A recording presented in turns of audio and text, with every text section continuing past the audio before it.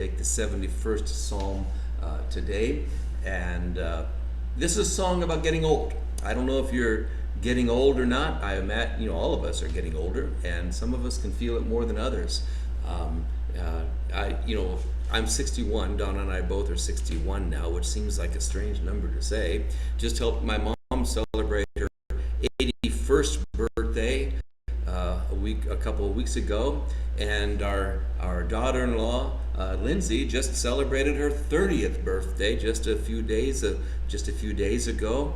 So there's birthdays all around, 30 or 61 or 81. It's amazing as our families grow. Our youngest granddaughter now is about 6 months old, and people sometimes wonder whether getting old is a good thing or a bad thing, and there are some tough things about it. We have of course, the reality is they're not as healthy as they once were. We don't recover quite so rapidly. Things we used to do with ease now can be more difficult, and some of us who are further along than I am are struggling in just the basic things of life, just getting up out of a chair, or out of bed, or walking down the way, and others of us are in excellent health. But all of us are moving older and older, and it can be difficult. I remember being, in my 40s and thinking, 50s around the corner, and then in my 50s and 60s around the corner, and then some of you who are older than me would say, just wait till 70 shows up or 80 shows up. And I know that my children, all of whom are just now in their 30s, barely, must think, my goodness, Dad's getting old.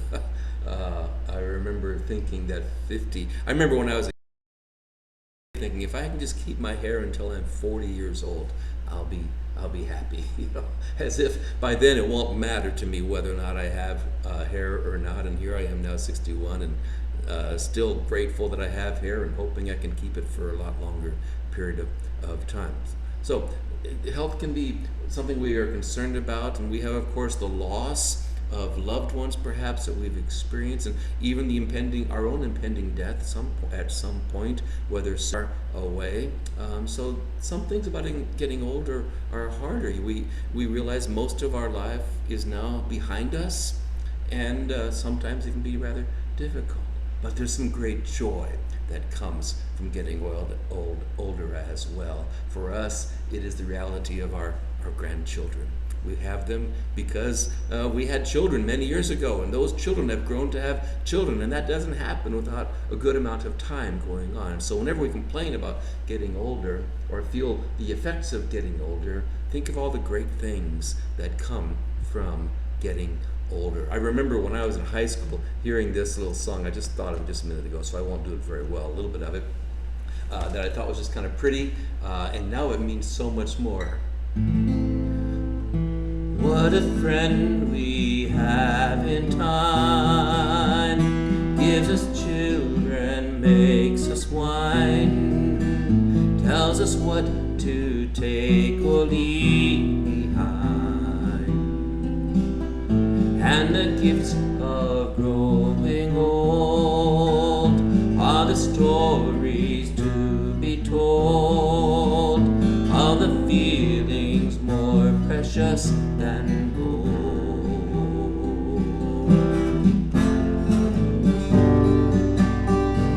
Friends, I will remember you, think of you, pray for you, and when another day is through, I'll still be friends with you. Baby's days are never long, mother's laugh is baby's song, gives us all the joy to carry on.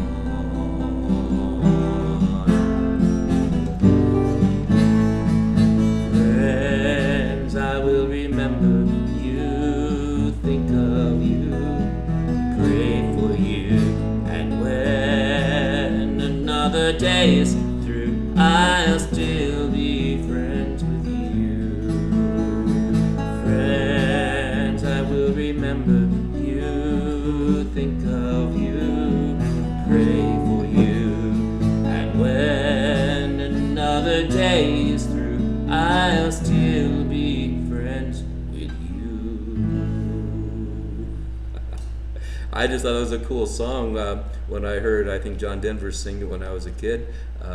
But now I think it's really kind of poignant too. And the Bible has a really pertinent psalm, which is essentially a psalm for old age. It's about growing older, and it's a song which I love it whenever I come through it. I don't know. I hope you're like me and you just take time every day or so to read a psalm or two, and there are 150 of them, and I tend to read about 3 or 4 a day. And every time I come to this 71st psalm, it's poignant to me.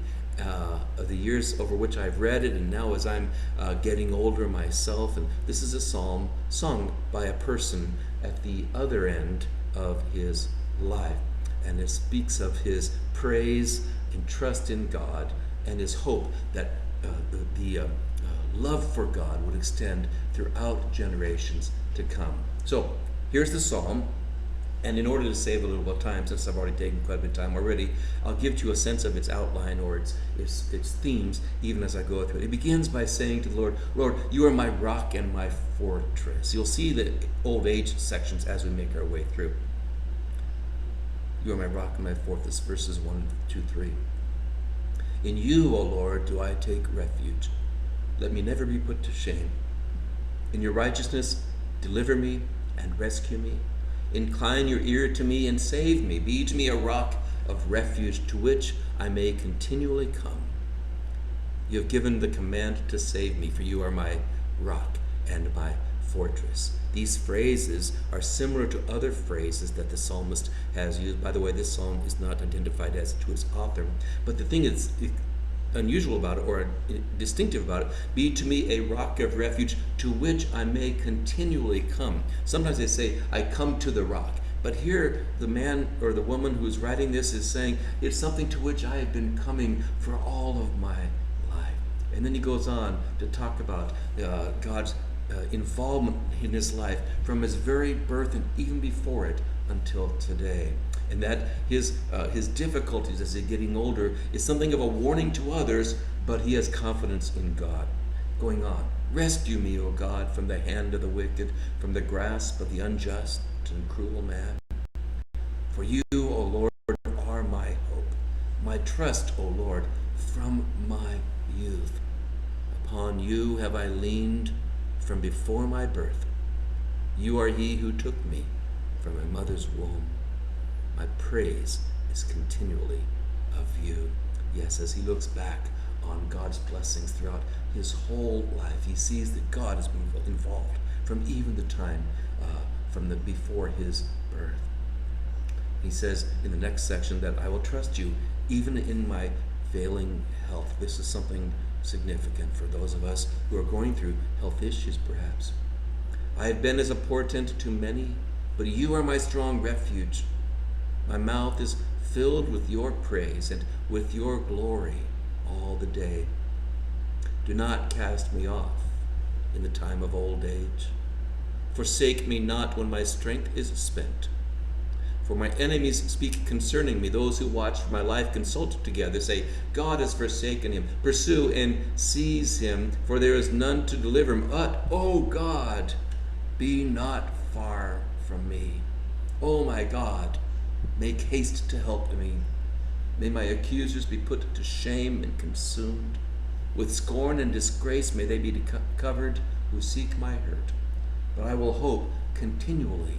Notice that word continually. It's been here several times. I come to the rock continually. I hope continually. Yes, I'm coming to you daily, over and over again. Verse 14, I will hope continually will praise you yet more and more. My mouth will tell of your righteous acts, of your deeds of salvation all the day. For their number is past my knowledge. With the mighty deeds of the Lord God I will come. I will remind them of your righteousness, yours alone. He goes on in verses 17 to 21 to speak about his confidence in the future, and is based primarily on God's salvific act of the Exodus. And there's hints of the Exodus narrative when God brought them out of Egypt through the sea into salvation. Verse 17, O my God, from my youth you have taught me, and I still proclaim your wondrous deeds. So even to old age and gray hairs, O God, do not forsake me, until I proclaim your might to another generation, your power to all those who come. It's always significant to me. I interrupted a psalm to mention this. The psalmist is grateful for God's presence throughout his life. Do not forsake me, he says, but I want to make sure that the next generation is able to experience your faithfulness and will know about your power to come. You know, as we get older, perhaps we get a little stuck in our ways and a little bit self-absorbed with our own needs and our concerns, and we forget perhaps what it was like to have young children, or to be a single person, adult, finding our way into the world, looking for our own career and wondering how we'll ever own a home or raise a family, and all the challenges that we experienced ourselves when we were young and either unmarried or first married, and now just having children and trying to find our way in our career and in our family and in our faith, and we want, it's easy for us to forget those challenges, but this older man has not forgotten them. Lord, do not forsake me, but help me to proclaim your might to another generation. And I trust that in our own lives and as a church, we can always be concerned to make sure that the generations to follow us will also know of your saving deeds and your faithfulness, that they will count on it when they make those important and go through those difficult days, which we ourselves have had to go through in our past. Going on. Your righteousness, O God, reaches the high heavens. You have done great things, O God, who is like you? This again mimics the psalm of in Exodus 15 when they crossed the Red Sea, speaking about God's righteous acts, God's saving acts. And we who are followers of Jesus, we remind ourselves not of the crossing of the Red Sea, but the resurrection of Jesus from the dead. That reminder of God's salvific act gives to us confidence in every station of our lives. Who is like you, he says, verse 20, you who have made me see many troubles and calamities will revive me again. From the depths of the earth you will bring me up again. You will increase my greatness and comfort me again. And he closes with some final words of praise, verses 22 to 24. I will praise you with the harp. That would be one of these, an old-fashioned guitar, lyre. For your faithfulness, O my God, I will sing praises to you with the lyre, O Holy One of Israel. My lips will shout for joy when I sing praises to you, my soul also, which you have redeemed. And my tongue will talk of your righteous help all the day long, for they have been put to shame who sought to do me hurt. Here the psalmist ends as he tips of praise. Praise with the harp, praise with the lyre, praise with the lips, praise with the soul, praise with the tongue, because God has been and can be counted on to continue to be faithful. And we who have walked with God for decades know it better than anyone else. We can say, Lord, you are worthy of my praise. One commentator writes this as he closes his statement about this psalm. So with his name cleared and his faith confirmed, this veteran can set his mind at rest and his fingers, lips, and heart to the praise of God and to the telling of his story. Joseph Addison in the 17th century wrote a hymn seeming to have been based upon this psalm. I won't sing it for you, but I will at least quote you the words. When all thy mercies, O my God, my rising soul surveys, transported with the view I'm lost in wonder, love, and praise. 10,000 precious gifts my daily thanks employ, nor is the least a cheerful heart that tastes those gifts with joy. Through every period of my life, thy goodness I'll pursue, and after death, in distant worlds, the glorious theme renew. Through all eternity, to thee a joyful song I'll raise. But oh, eternity's too short to utter all thy praise. Well, God bless you all, and I trust this psalm and the comments I've made about it have been an encouragement to you. Have a great, great week. Hope to see you again this next Wednesday, or if you're locally, on Sunday morning. God bless you. Have a good week.